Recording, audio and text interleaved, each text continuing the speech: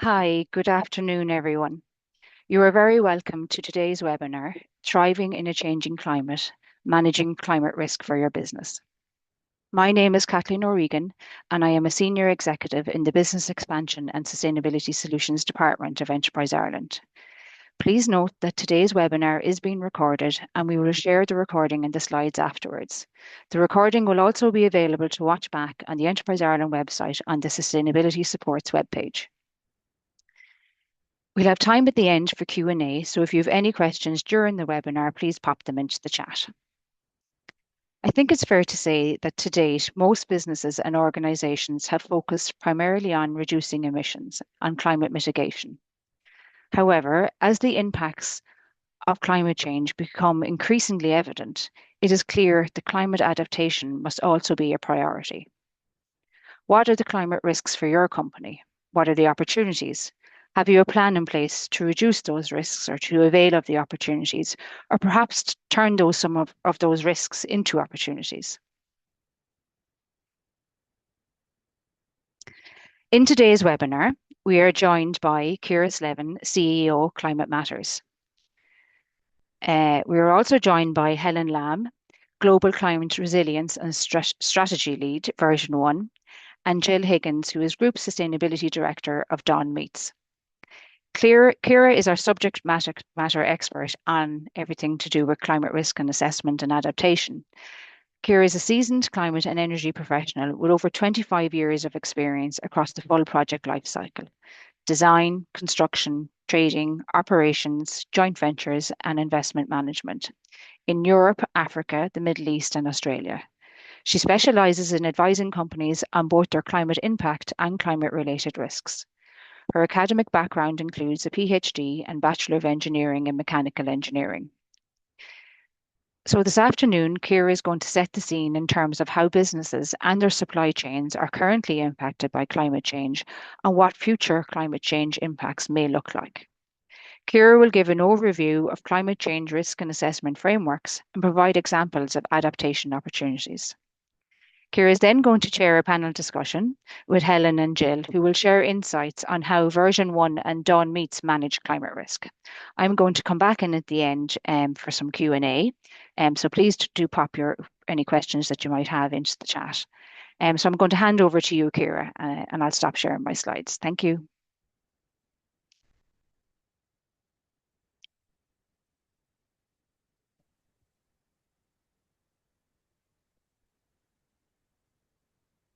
Good afternoon, everybody. Thank you for the introduction, Kathleen. Thank you to Enterprise Ireland for the opportunity to talk about this topic, which has been close to my heart for many years. And we are delighted to see an uptick, in particular over the last 12 months in this space.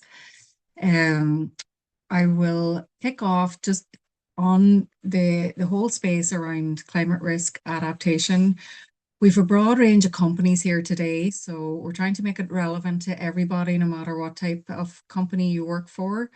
As we go through the webinar, I would say to you as well, if you keep in mind how these things might be impacting your clients or your customers, because similar to, I guess, the emission space, if you're in the scope 3 of someone else's emissions, they're going to be asking you for information related to your emissions. But similarly on the risk space, if you're in the supply chain of a larger entity, very similar actions are starting to happen as well as companies determine where the risk sits in their own infrastructure and business and also in their supply chain.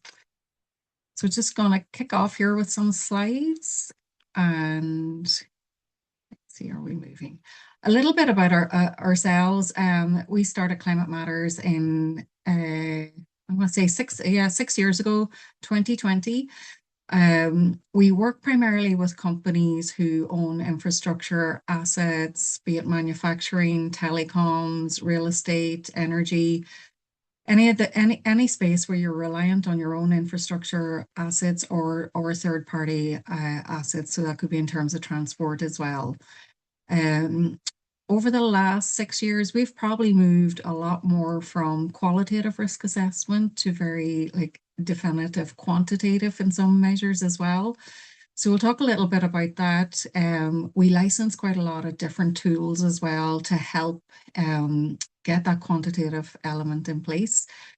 We work mostly with the private sector, but we do work under the EU mission on adaptation to climate change with 7 local authorities in Ireland.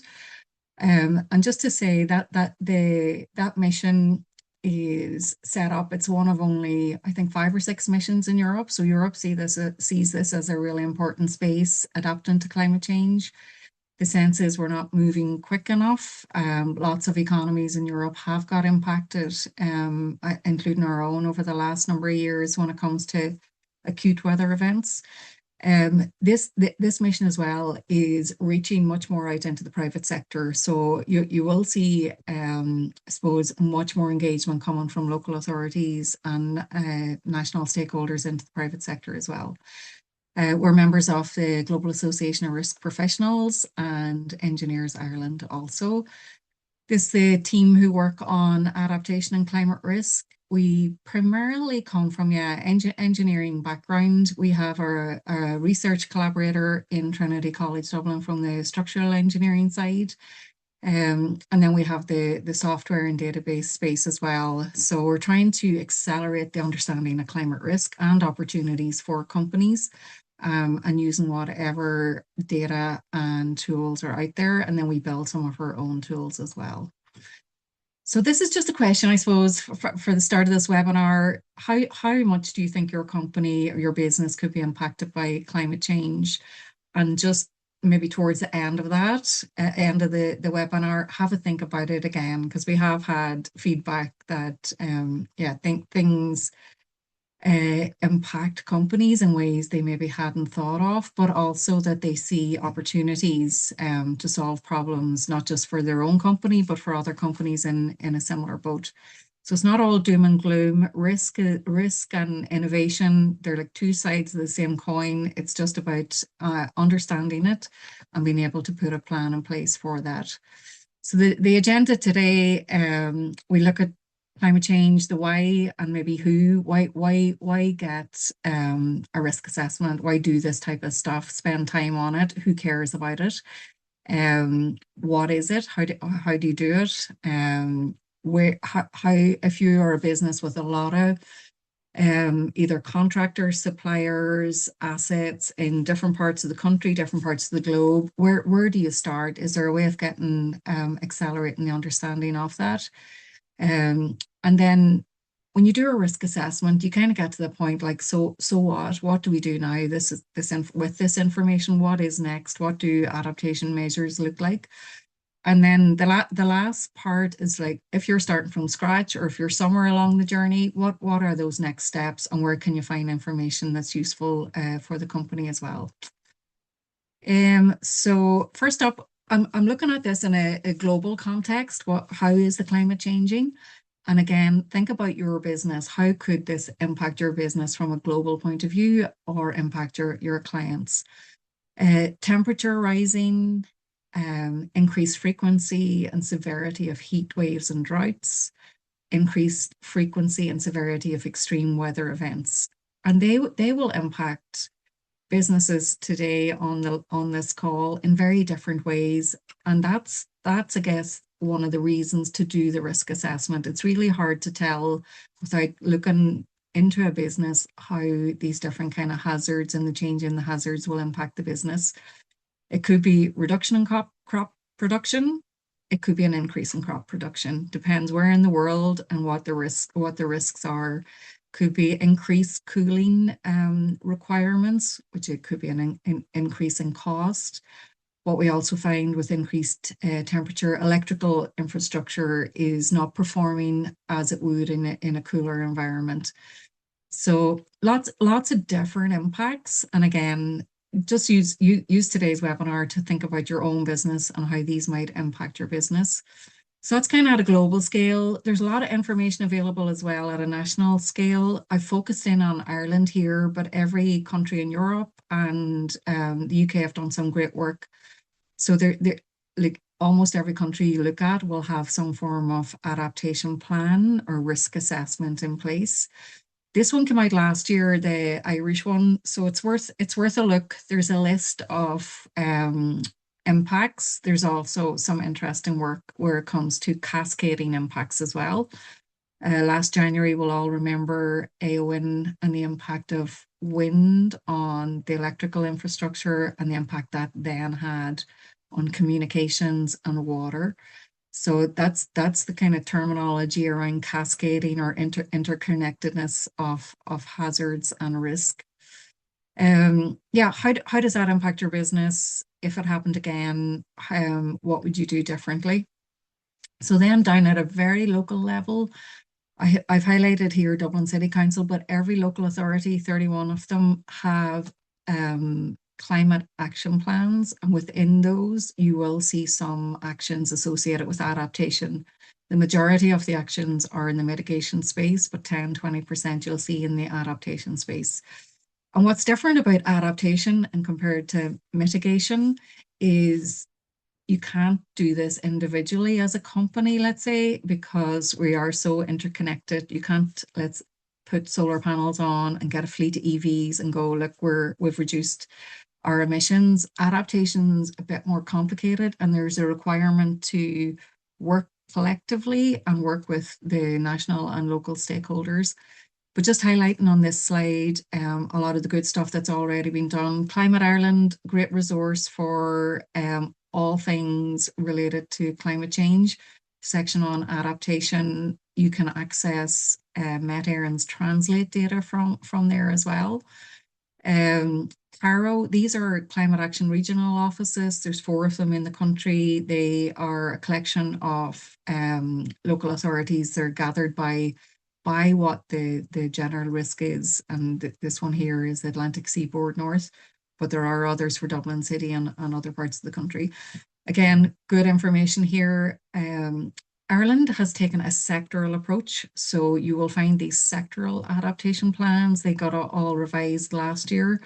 This one here is showing electricity and gas networks, but you'll see other sectors in there. One of the sectors is flood, and OPW here on the right, they are the key stakeholder managing that space. Flood in particular has been looked at for many years. There was a floods directive about 15 years ago. So flood is much further along the way in some regards in some of the other sectors. Just to highlight a report as well, Sustainability Works, who you had online last week. This report came out a couple of years ago, but if you're starting off, it's worth a look because it looks at risk for SMEs and adaptation options there. So I guess just to say, yeah, lots of stuff already done at a local level and worth tapping into, because some of these stakeholders will be solving or helping to reduce your risks if they are physical related to your environment. This, if you want to get some attention to this space internally in the company, this is a useful report as well, to say 1 in 20 buildings in Ireland today have challenges getting access to insurance. So this isn't something about the future. It's right here and right now. That came out last year or the year before, so it's fairly recent. Again, just to maybe consider smaller organizations who may not feel this is such a big deal to them. This is a survey here looking at the supply chain impacts. Particular space companies felt was transportation being disrupted, suppliers and their access to raw materials, and the impact of the changing climate was having on that. Manufacturing facilities having challenges related to changing climate as well. So there is impacts, I guess, regardless of the size of the company or what the company does. We're really lucky. We've 2 very different companies who are joining the panel session after this initial slide deck, and you'll see how different companies can be impacted by climate change and what you can do to I suppose, reduce that. Next couple of slides are really to make it a bit more real about how the changing climate outside of Ireland in other parts of the world is impacting our own businesses. This is an example here, just rubber, what tires are made from. A lot of the rubber comes from Indonesia, same part of the world, was impacted by an increase in disease caused by small changes in temperature, reducing yield by 70% in this case, this example we're looking at here, which just meant there was a lot less rubber available. There were a knock-on effects in terms of access and cost of tires. So that's something we're all dependent on. We probably seen a lot more innovation as well when it comes to recycling of tires. But yeah, things that happen far away kind of impacts on us as we know today, given what's happening when it comes to fuel coming from the Middle East. Another example, Colombia, drought in Colombia, how does that impact the price and cost and access to coffee here? Very, very clear linkages there.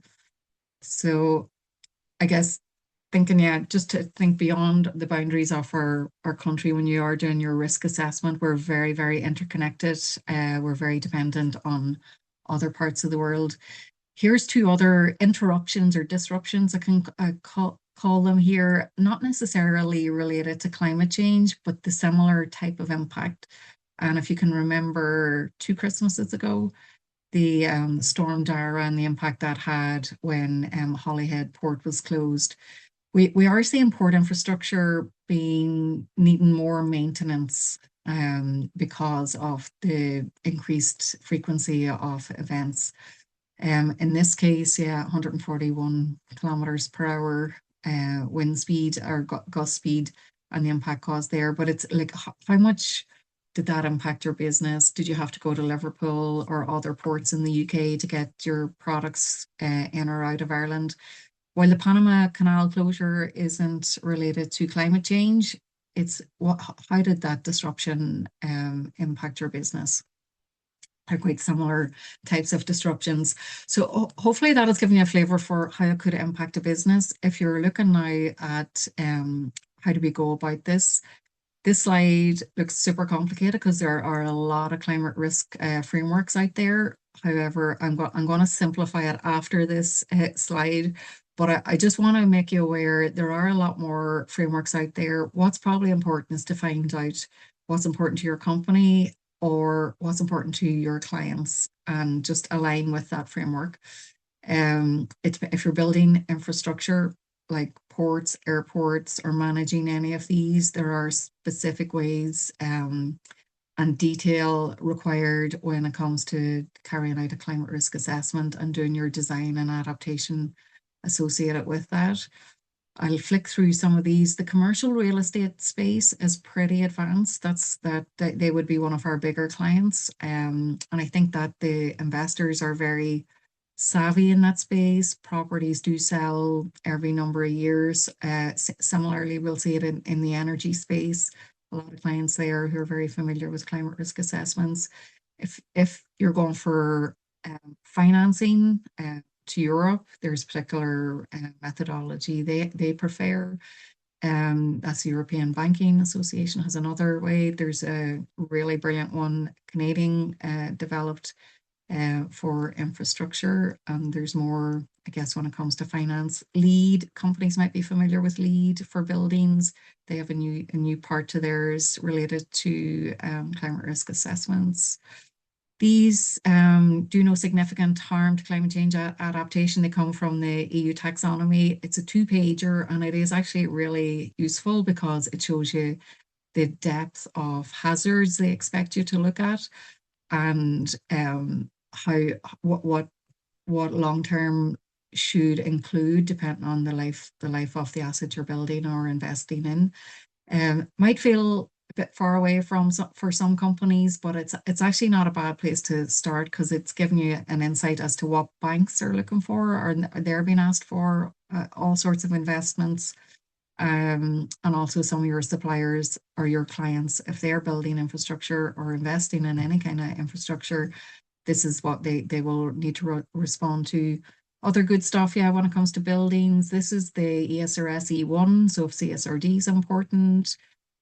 Ireland Public infrastructure has its own guidelines. They would have replaced the public spending code, and there's specifics in there on climate risk assessment. GRESB, if you report to that in any way, that's another one. CDP have brought in a bit more requirement around risk assessment and adaptation. VSME, you'll see some requirements in there as well. Or IFRS might be the go-to. So I guess this slide shows there's a lot of stuff out there asking for information in different ways. At the core of a lot of the climate risk assessment, certainly from the technical side, comes back to an ISO standard. I think a lot of companies are familiar with ISO 14001 or the quality or some of the safety standards. This is a lead on from that. 14091 is the guidelines on vulnerability, impact, and risk assessment. And the little diagram on the right here can explain some of the terminology. Hazards being things like wind, storm, rain. There's a long list of hazards. Exposure, how exposed is your company or your assets to that hazard?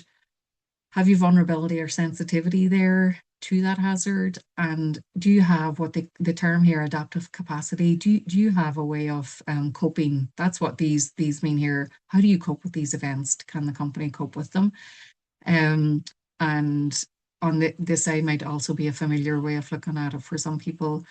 But just using this methodology, make sure it's in line with the National Climate Change Risk Assessment, the European one, the IPCC, and the sectoral adaptation plans. So that's the benefit of following a process like this. It requires you to be very transparent as well. So there's no, I put something in a black box and this is what I got out. You have to be clear and transparent as to how you carried out your risk assessment. Follow on from that is the adaptation plan. And you can see here, it's a circle. This stuff doesn't stop. You're not expected to know it all on day one, but you are expected to get started. Assess your risks, plan for them, implement some solutions, but monitor them and see, are they actually doing what you thought they would do, and then monitor and reporting.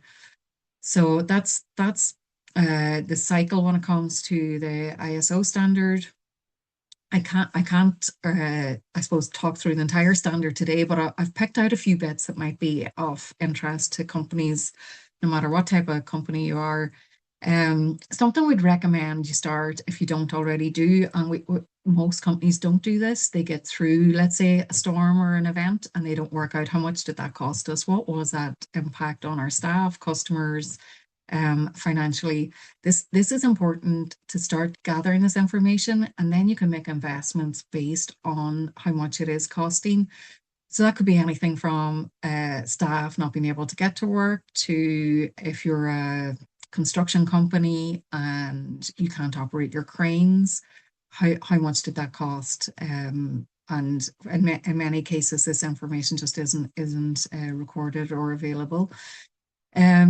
It's important not just to look at your entity solely, but who are you connected to and what are you dependent on? So that's important. And that could be all the different utilities, but routes, is there particular logistic routes that you use? Where are your suppliers based? All that makes a company into a company.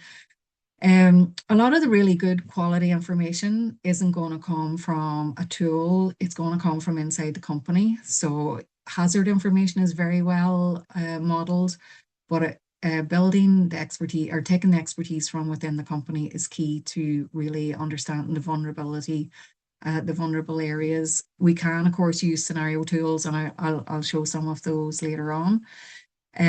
Some a little bit more jargon, let's say. Adaptation measures is the word that is, or words that are used to describe what you put in place to reduce your risk, your exposure, or build adaptive capacity.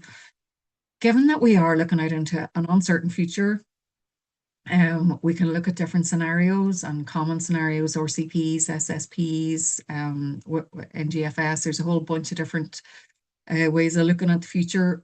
But this way of looking at it, adaptation pathways, allows you to look at multiple paths to solving that problem if and when it arises. So adaptation pathways allows you scope to yeah, look at different things. If there's a threshold, something happens at 40 degrees and let's say you need more capacity, how are you going to build that capacity? Can you extend what you already have? Are you going to have to invest in new infrastructure, new facilities, new water tanks, new storage facilities? They can't happen overnight. So having maybe planning permission in the system for whatever it is you need, that could be another pathway. So it's just to say this is, or it might be putting in place new contracts or having access to more contracts. That's important. And just very last part of this slide is these are just risks. Businesses manage risk every day. Build them into your existing, is it an enterprise risk management system? Align them with your risk matrix so that they are being considered in the same light to other risks that a business has. Sometimes we see climate risks sitting off on their own. They look huge, but when they're compared against other risks within the company, they may not even make it onto the risk register. Or conversely, we see them more times probably not being adequately addressed or quantified, so that you can compare them against other risks. The big difference is they can have a very long lead on them because you're looking at risks over multiple years. Many risks in risk registers have a much shorter horizon. A couple of other bits from the standard. Yeah, you're looking at the direct and indirect impacts, physical, but also other types of impacts. As that circle kind of showed, it's not linear, it's iterative. You'll do a bit at a time and see how that works. You do have to look at systems thinking because we're very complex systems out there. You can look at the impacts by the risks, the vulnerability. Threshold analysis is really, really good as well. And I'll talk a little bit more on that, but that's where you have a number that things become a problem after that number. And that could be a height of water, but it could be days in a contract. It could be your penalties in a contract to a supply or to a client arise if you're, I don't know, 2 days late with something, the penalty is whatever it is. So thresholds mean different things, but they're really, really helpful, especially if you can't get underneath the risks immediately, but you can find this information in the company. Collaboration, I think I mentioned there, is key across companies, across different stakeholders, national, local stakeholders. Things that make a supply chain more resilient. I suppose when I started my career, we had big buffers of inventory. They were all stored locally.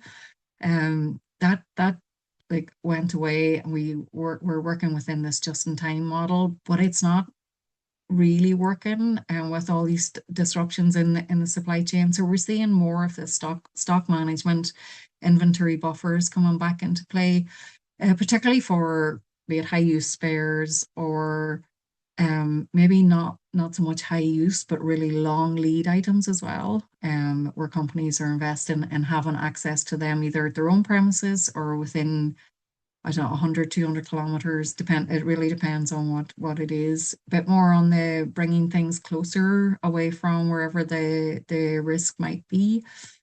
Procurement policies, you have influence over these type of risks, putting the risk in the right place and where someone else has control over the procurement side. You can, I suppose, when you're buying either services or components, you can start to see more activity happening in the contracts related to whoever's responsible for delivering them on point. Suppliers do need support. So if you're the big entity, you probably need to work with some of the smaller suppliers in your space. Regional diversification, looking at multiple options. I've mentioned here about the thresholds, really good to know what's your insurance cover like for events like this. Any kind of disruption, are you insured or not? If your contract, for example, construction company, they might be allowed 3 days for high wind events, but we know some last year they were all used up in January. So any kind of delays then associated with crane use where they're at their own cost. So making it real to your business is really important. And then knowing what routes your equipment takes, or if you're selling to customers, what route they're taking, and you can get lots of really good real-time information on that. I mentioned at the start, we do for the last maybe 5 years, we have been buying up and kind of accessing licenses to really, really good information that's out there. So that we can accelerate that element of where do I start, what's really important, or where do I focus. Um, and I'm conscious of the time here as well, but this allows you to look at lots of different hazards across key infrastructure for your set, whatever is really important to your company. And if you have multiple locations, it might highlight, all things being equal, there's a couple that need looked at in more detail first, and give you some bandwidth then to look at the others over time. We've done this for lots of different companies across different types of infrastructure and globally as well. And you can look at how the risks manifest over time. There's good work done in Ireland as well, because we are looking at uncertainty. We don't really know the future, but we know what it might look like. So Paul Nolan here, I'm just going to flick through these, but you can look at all this stuff online where you're dealing with different view of the future and what that could mean. Very, very helpful for stress testing your business. Sometimes people ask, what is adaptation physically? What does that look like? What you might be trying to do here is slow down water. So it's not, it's the quantity, the time that it's arriving in. You're trying to slow that down to prevent flooding. Shading, reduce temperature, water runoff into surfaces, where you have a particular known water problem. Companies in particular are starting to use these. You'll see them around Dublin, Cork as well, where they may have a company contracted to put these in place when certain measures or certain things happen related to weather. We do have a very good early warning system with Met Éireann. And having you can put a plan together for your company. This backflow valve is just to make sure water doesn't come back onto your premises from elsewhere. And just to wind it up, if you're starting or if you're somewhere along the journey, these points here may be helpful. Look at all those hazards, that list of hazards in the taxonomy. Look at those against your business model. Identify where the impacts could happen, direct and indirect, and assessing the vulnerability. Again, people within the company may be able to guide this because they have possibly seen some elements of it already happening. Thresholds in contracts and insurance, in physical thresholds, like how much above the ground is your floor? Do you know if it's 1 meter, or so that you have some bandwidth from water ingress? Getting the risks into the risk register and normalizing them is really important, and look at multiple scenarios, not just one version of the future. The good thing is as well, there's lots of stuff you're probably already doing as a company, which is in place for other reasons, and that could be business continuity plans, it could be emergency response plans. Staff can work from home, all sorts of what you call adaptive capacity or ways of coping may already be in place for other reasons, health and safety reasons, as well as business plans. You're probably starting off on a qualitative basis, trying to compare risks against each other by impact and frequency. Where you have significant risk, it is important to get into semi-quantitative and eventually quantitative. Like, what does that mean to the company in terms of money? Or if you can, I suppose, highlight where the investment is needed first. Document these costs and losses as well. That's really important because that can help actually the investment into some of the solutions as well. And just get started on an adaptation plan. It's maybe not as hard as it seems initially, but it's a cyclical thing. Get started. You can build on it. It won't be perfect on day one. You're having to look at things. You're really not sure how the future is going to pan out. But just by getting started on it is the best thing you can do. Not wait until you have perfect data or perfect information. Um, we have some links here to case studies and stuff. This unknowingly to myself at the time was an adaptation project in Uganda. I spent a couple of years out there about 15 years ago. And the reason being we were adding water storage at a hospital because the rainy seasons had distinctly changed. I feel, yeah, when I look back, that was adapting to climate change. Whereas we, I suppose, in Ireland, we're probably only really starting to feel the effects of the changing climate over the last couple of years, whereas it was much more obvious then. So that's the slides. I am hoping now I can invite Helen and Jill to join me in the panel. Do I need to stop sharing maybe?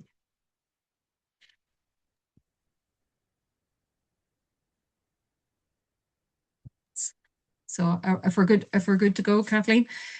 So Helen is joining us from version one. I'll let Helen explain a bit more about the company. And Jill from Dawn Meats, two very different companies. If you both would like to introduce yourselves, I'm going to ask you a few questions around your adaptation, why you looked at climate risk and adaptation, what it meant for your business. So if I can hand it over to Jill just to say a few words firstly. Sure. Good afternoon, everyone. So I'm Jill Higgins, the Sustainability Director with Dawn Meats. So I've been with the business about 6.5 years. Prior to that, I was an Origin Green Ambassador with Borbia. So I'm ultimately responsible for our climate plan.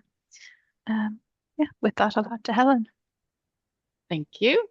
Yeah, my name's Helen Lamb. I'm the Global Climate Resilience and Strategy Lead for version one. And I think I probably need a little bit of an introduction to version one as well. We may not be as well known. So we're one of Ireland's largest Indigenous IT companies. We're an IT professional services company, but we have about 3,500 employees all around the world and about 1,300 in the island of Ireland. But in terms of kind of sustainability, we don't manufacture any products. We are a professional services company. Thank you very much. And I'm going to ask you both why your company decided to do a climate risk assessment. Were there any particular drivers? Had there been a weather event or was there stakeholders interested, investors, managers? I suppose what was the driver?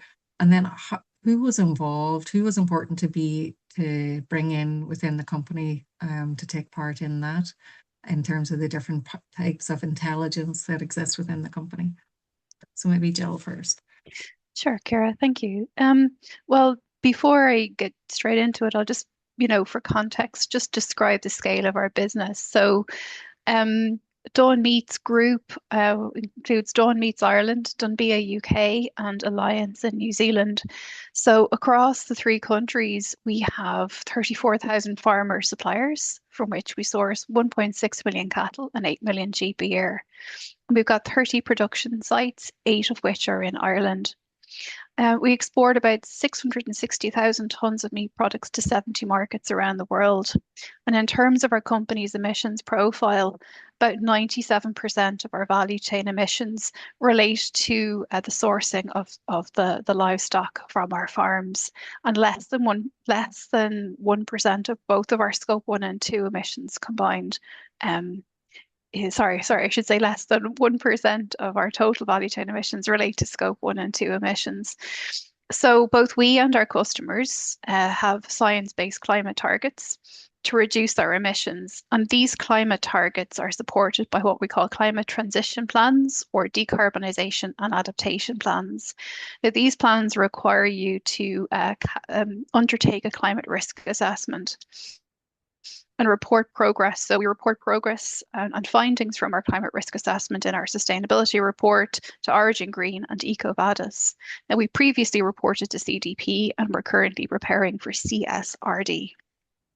So, and also the climate risk assessments are now part of the ISO 14001 environmental management framework, and all of our sites are certified to this standard. So our motivations really, in addition, are, to us as a business, sustainability means planning and acting now for future business success and managing and reducing risks before they become crises.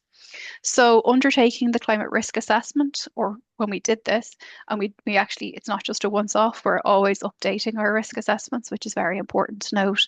This helps us plan for future business growth, to manage costs, and then to prioritize those projects that are going to make sure that the business is agile enough to adapt to a changing climate. So, for example, like we can see the effects of climate change today, transport cancellations due to flooding, increasing number of wildfires, especially in the UK last year. And, Deloitte have recently reported that climate change could cost Ireland's insurance industry up to 1.5 billion over the next decade, again, due to the impact of extreme weather events. In the UK, we're seeing Flood Re, which is a reinsurance company, they're reporting costs of, what I think was like £100 million increase over 3 years, and policy uptakes have jumped by 20%. So these are all worrying signs that private insurers are beginning to retreat from high risk markets. And all of that, as we know, will have a knock-on impact on the stability of the financial services sector. So while we're involved while we carried out our climate risk assessments, we included those key people would have been our subject matter experts in-house. So they would be experts from commercial, finance functions, procurement for livestock and non-livestock, agriculture, engineering, operations, and the environmental departments, as well as myself, the sustainability director. So we are all involved in the climate risk assessment. So they will be the internal stakeholders. And then to complete the double materiality assessment under CSRD, we worked with Deloitte, and we engaged with stakeholders. In addition to employees, we were engaged with suppliers, customers, government, shareholders, and banks. Fantastic. Thanks for explaining that, because that's really helpful for others on the webinar today to understand how it took place and how it's related to the company. Helen, what about version 1? Like you say, very different company, not product based, service based. How did you go about it, and why? Yeah, so for us, not dissimilar to Jill, the trigger for us was CSRD, the Corporate Sustainability Reporting Directive. It kind of set off a bit of a chain of work for us, formalizing what we were already doing, in fact. We did the double materiality assessment, which is a kind of understanding what about climate change affects us financially as a company and what impact we're having on climate change. Also the climate scenario analysis, which is this kind of structured way of playing out the what ifs scenarios about climate and seeing how ready we are. And then on the back of that work, we developed a climate transition and decarbonisation plan as well. And these gave us a much clearer view of transition risks and physical climate risks, which for us was where adaptation really comes in. I suppose it's worth saying that for us, climate was already sitting on our risk register, but without the formal assessment behind it. We knew that it mattered, but we just hadn't done the structured work to understand, where it could affect us, particularly in terms of our real world kind of climate impacts on our operations and supply chain. And CSRD gave us the push to do that. And then in terms of who was involved, it was similar to Dawn Meets. It was cross-functional. I was driving it and leading it, but we had input from finance, operations, procurement, and our executive leadership team. We got support externally from Goodbody Clearstream, who've helped us a lot over the last number of years. And I also just wanted to point out that one of the unexpected benefits came through reporting into CDP, or the Carbon Disclosure Project. So formalizing our risk assessment and publishing our climate transition plan gave us really good content to report into our CDP submission, which helped us to achieve an A score in our most recent assessment.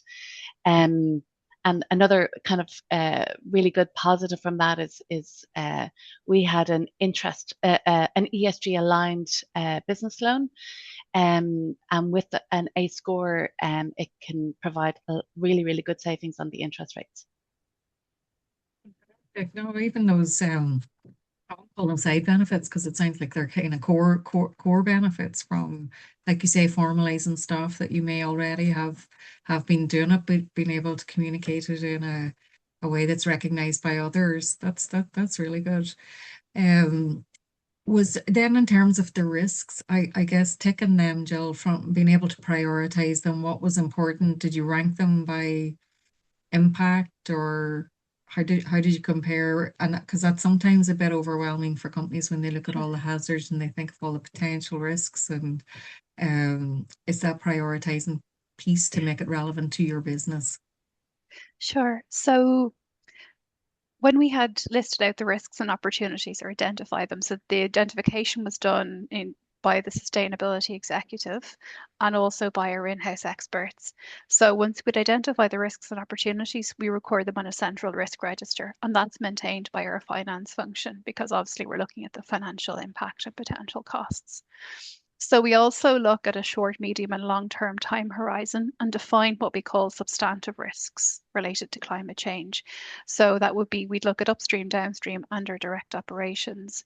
So a substantive risk or substantive financial impact, we've defined it as if something happens or something goes wrong, then we could lose 2.5% of revenue or 2.5% of net margin in a given financial year. We've also defined a substantive risk if we faced a decrease in the availability of livestock or an interruption to a production facility or facilities that resulted in a decrease in production volumes of 10%. So they're just like two key ways in which we've defined substantive risks. So when we look at that scenario analysis that Helen referred to earlier, we'd say if, for example, one of our production facilities was closed due to an extreme weather event or storm damage, or we see a decrease in sourcing volumes, then that is a real risk to us and we need to plan for it. So that's one way we'd identify substantive risks. And again, cross-functionally, we then, once we have all of these on a risk register, we assess the largest risks using this substantive risk definition to determine the probability of something happening and also the potential impact on our financial performance and also the impact on our stakeholders that would result from that. For example, our customers, our suppliers, etc. So once we've identified those risks, we also then look at opportunities to mitigate them. And that includes the level of investment required for projects to mitigate those risks. Skip on from that one, Jill, just to ask, is there any actions that arose, sure, any new investments, any thing that you'd like to share, what it led to? Sure. So I think one of the biggest risks we've identified is the risk of flooding to sites.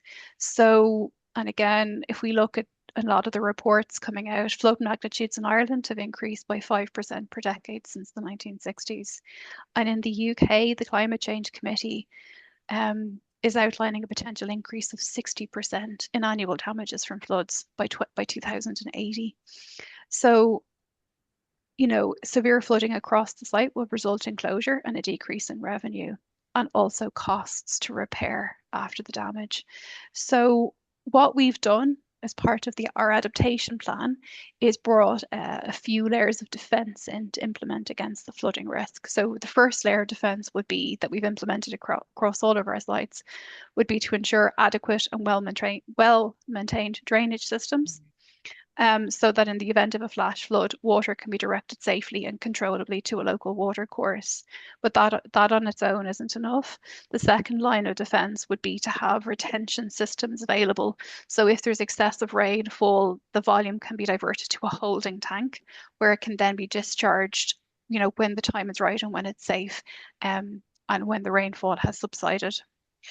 So our operations, our environmental and engineering teams have all formalized plans and response procedures for each of our sites. if this, and to follow in the event of extreme flooding. We also have electrical generators and contingent fuel resources available. And in addition to the public water supply and the well network that we source water from, surface water infrastructure is always maintained and serviced so that if a flash flood occurs, that we're well equipped to handle that surge in water. So, for example, contingency measures would include pumps and rainwater retention tanks. And then our effluent treatment systems operate very, very large tanks. They're called calamity tanks that serve as a backup in the event of flash flood. The other thing I could say was that we are also we procure renewable electricity to power our sites from our electricity provider, but we're also moving to on-site renewable energy generation. So the first site we installed solar panels on was at our headquarters down in Waterford. And that site was chosen because of its location, and it has a lovely southerly sunlight exposure. And also that the roof space, the good things that you'll identify as part of your risk assessments, like this roof space didn't require additional planning permission, which is also a good bonus. So all very, very important information to gather while you're putting your plan together. So the project showed us how the use of renewable energy could reduce costs, displace emissions, and reliance on supply from the national grid. So it was a 1.5 million euro investment, and it involved the installation of about 3,500 panels on the roof, and they're producing 40% of the site's annual electricity usage. That's enough energy to power about 210 homes a year, and the return on investment is about 4.5 years for that project. I could go on, but I'm just conscious of time. That's a brilliant example of showing how mitigation and adaptation working together. You're reducing the risk and increasing the renewable energy. Helen, I know you have a totally different business, so yeah, any insights you'd like to share related to actions you took from the risk assessment and the priority for version 1? Yeah, for sure. They are very different businesses, aren't they? And different adaptation. So I guess one example that I have that's quite simple. One of our physical risks that we identified was reduced labor productivity from extreme weather. So we have offices all over the world, including India and Australia. And although that risk sits on it around kind of a 5 to 10 year horizon, one of our first adaptation actions is around visibility. So we're introducing an extreme weather event tag in our leave system. So it's not creating a new leave entitlement, but it's allowing us to track when someone takes leave as a result of a flood or a heat wave or a storm. And at the moment, that information is invisible. They're usually calling it like force majeure, so we don't really know what's causing it. So with the tag, we can build a picture of how climate is impacting our workforce and responding as the risk grows. Another risk is kind of supplier resilience in terms of our data center infrastructure. So we don't own our data centers, so it sits with our technology partners. So the action there is around supplier engagement and making sure that climate resilience is part of how we assess and manage those relationships, not just cost and performance. Brilliant. I was going to say, sorry, Helen, the bit around tagging, collecting that evidence is really, it's missing in many cases. It's a bit like the cost of events. Is it costing or not? But yeah, that's a brilliant, I think, example of how to tag information to make it something you can make a decision upon then. Absolutely, yeah. And it's such a simple thing to kind of, help you start adapting to it and help you to get buy-in, I suppose, as well in the business, for why it's important. That's a brilliant example. I can't believe the time. Actually, this it's absolutely flowing. Is Kathleen? I can't see if we have any questions we need to address. Or no, so we don't have any in the chat at the moment. So look, if if anyone wants to just pop in a chat, pop in a question into the chat, we'll keep an eye on it. But I think there's plenty of food for thought there. So thanks, thanks so much, Kira and Jill and Helen. I know I've been taking notes here in the background. I suppose, look, I just have see if you. Oh no, they're not coming in yet. I just have a quick question. I suppose if there was an SME on the call here, and I think was it Helen, you said it earlier, or maybe it was Jill that you knew you needed to look at kind of, it was Helen, climate risk assessment, and it was the CSRD that triggered it. Is there any advice you'd give to companies, I suppose, that like that they know this is something they need to look at, but kind of okay, say next steps. What piece of advice would you give? I suppose, you know, I suppose less advice. It's more like break it down. Mm, Where are you exposed? What can you do about it? mm, And can that create an advantage? yeah, Just yeah. keep it really simple. Yeah, yeah, exactly. Because it can be overwhelming, and that overwhelm can nearly, maybe stop people maybe taking action, but it's kind of prioritizing the areas to focus on initially and developing a plan or, around that, where are you exposed, as you said, and getting and I suppose having the right people involved within the Yeah, company to have that knowledge, as Jill referenced. Yeah, absolutely. yeah. And Jill, I was to ask you the same question. Sure. Well, I would have also said keep it simple, Simple. but I'd Yeah. say in addition, having a really good governance structure in place. So that means buy-in from the top and the good business case. And Yeah. actually setting out the business case in a simple way Mm, helps keep you on track. So, and it also helps to make sure that key decision makers understand the risks that climate change poses and therefore the need to prepare and adapt for the impacts that it could have on the company's business. And when it's put in financial terms, mm, which is a really good aspect of the CSRD, for example, once it's put into potential financial impact, so long as the estimated financial impacts, the calculation of them can be thoroughly explained and understood by leadership. That will help with the buy-in in the business case.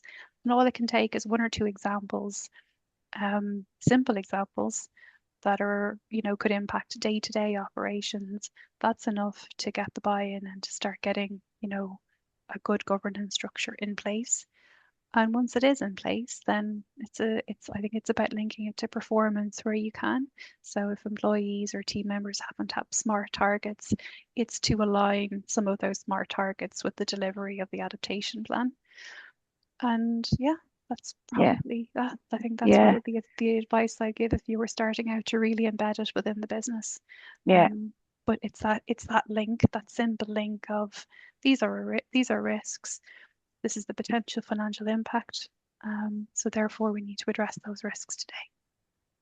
Thanks, Jill. And I think, Kira, you shared a slide there as well earlier on around the insurance. And I think that's kind of highlighting the business risk. Sometimes the conversation starts, as Jill, as you outlined there, in terms of being able to make the business case, obviously, within the company. So there's really, that definitely ties to that. And with a lot of companies now, they have ISO 14001, and as as kind of was mentioned earlier, climate risk is part of that now. And also with the VSME, companies can voluntarily report on it. So kind of the direction of travel is, the regulations, the disclosure standards are nudging kind of companies in this direction, and we're all seeing the impacts, unfortunately. Um, a few questions have popped there into the chat. So there's one from Morris. So do you consider developing or supporting nature-based projects to focus on environmental impacts and a mitigation of those versus your overall impact? If not, why not? For context, we deliver these types of projects and would like to understand the mindset of various groups. I mean, nature-based comes up all the time, and Kira, you had a few good examples there as well, I think, and your slides in terms of some perhaps nature-based. So I put that open to the floor. Sure, I can maybe start on it because we have looked at this quite a lot under that EU mission on adaptation. There is they encourage nature-based solutions. Um, I suppose what's important, and we've seen some great work. The four councils in Dublin and some other, I think I've seen Carlow as well, like Engineers Ireland are mainstreaming the whole space around nature-based solutions. So it's not just it is seen as infrastructure now. It's not just seen as trees or plants or something nice on the side of the road. There's more and more evidence being collected about what they're doing and how they are performing as well in nature-based solutions. I suppose they're location specific as well. If it's solving a problem, it needs to be in the location of the problem. But yeah, I would say there's a big push towards doing that because of all those multiple benefits as well. There's a lot more benefits. I think where we see like particularly like local authorities having to reorganize is it's different. Nature-based solutions, they look a bit like maybe parks, who maintains them, yet they are infrastructure, but they're not pipes. So there's some reorganizing within, I think, local authorities, how they see it, and also within businesses. We've seen companies where the maintenance team say, well, we're not maintaining that green roof. We don't know what it is. I think there's still a bit of an education piece there, but again, it's putting the right solution in the right place, I think, too. Yeah, that's great. I suppose just in the interest of time, we might just come to the last question there, which Kira, I think might be for you again. And it's just what is the difference in terms adaptation and resilience? Because sometimes these terms are used interchangeably. Yeah, no, very good point. Very good point. Resilience has been used more, I would say now. Mm, But there is no concrete definition. You'll see different definitions in different areas depending on what it is. The ISO have different definitions for both resilience and adaptation. I think it's understood better in business resilience. So that's why mm, I see we use it more when we're dealing with businesses. Adaptation is something, let's say, more infrastructure owners are thinking about how do we adapt these pipes, these pylons, this mm. equipment, how do we adapt that? In business terms, resilience is more used. But it's a really good question. We're doing a bit of work for the Climate Change Advisory Council at the minute on adaptation for critical infrastructure, and that's based about being resilient. The definitions vary depending on where you look. Mm. So Yeah, yeah, I, and which I would tends to have be the case. Yeah, sorry, Helen, I go would on. have a little insight into that. I think that adaptation is the kind of the set of actions that we take, and resilience is the outcome. Yeah, that's really good. Yeah. yeah, yeah, yeah.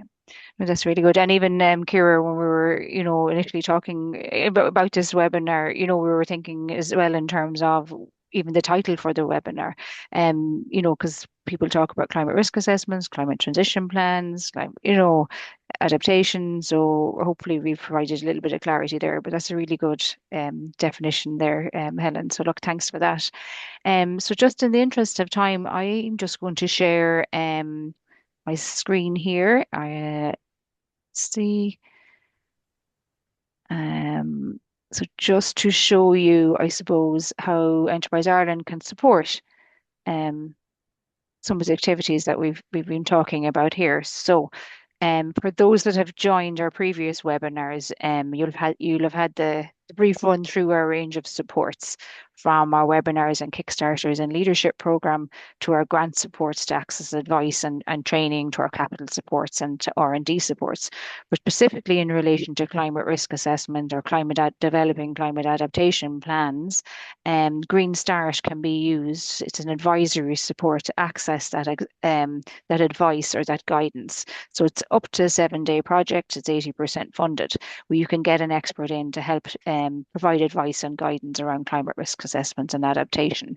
But if you really want to build internal capabilities, then Green Plus is our building capability grant. It's a training grant. So this, typically here we would support companies aligning to international standards. So the ISO standards there that the Kira mentioned earlier. So it's just to keep that in mind if this is an area that you're looking at, that these are eligible activities for advice or for building capabilities under our sustainability offer. So next week our webinar is on green finance. And the following week we'll have one on strategies for responsible and transparent sustainability communications. Today's webinar will be hopefully available to watch back on the Enterprise Ireland website towards the end of the week. Our Sustainability Trends for Business 2026 and applying the VSME framework, they're both available to watch back. So if you didn't get a chance to tune into those webinars, I'd really recommend that you take the time to watch them back. There were some really great insights shared in both. Before I sign off, I'd just like to, extend a huge thank you to Kira for working closely with us and developing the webinar and for sharing a wealth of information there in terms of the slides. We will be sharing the slides afterwards. If anyone is watching back the webinar at a later stage and you'd like a copy of the slides, just please email us at green@enterprise-ireland.com. We'd be happy to share them. A big thank you to Helen and Jill as well for sharing your insights, and I think is really invaluable, I suppose, to businesses here online today who are maybe at a much earlier stage than yourselves. So look, thank you both.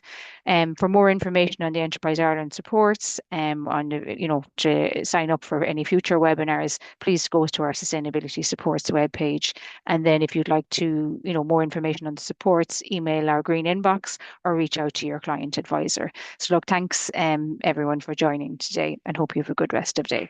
Thanks very much.